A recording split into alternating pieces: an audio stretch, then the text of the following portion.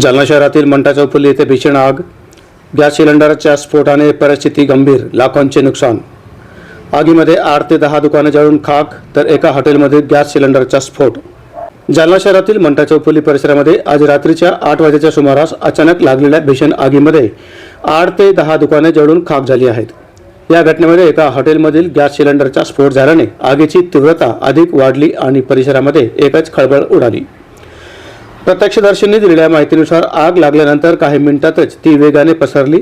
दुकानांमध्ये ठेवलेले ज्वलनशील साहित्य आणि सिलेंडर स्फोटामुळे आग नियंत्रणाबाहेर गेली.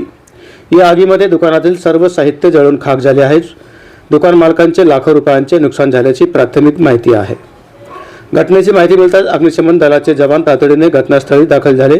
सुमारे 1.5 ते 2 तासाहून अधिक काळापासून आगीवर नियंत्रण मिळवण्याचे प्रयत्न सुरू आहेत. मात्र आगीवर पूर्णपणे नियंत्रण मिळवण्यात 2 तासापर्यंत यश आले नव्हते.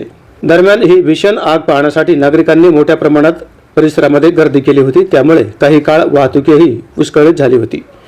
पोलिसांनी घटनास्थळी बंदोबस्त ठेवून परिस्थिती नियंत्रणात ठेवण्याचा प्रयत्न केला.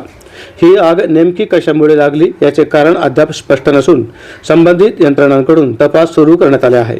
मात्र या आगीमुळे 8 ते 10 दुकानांचे लाखोंचे नुकसान झाल्याचे पाहावयास मिळत आहे.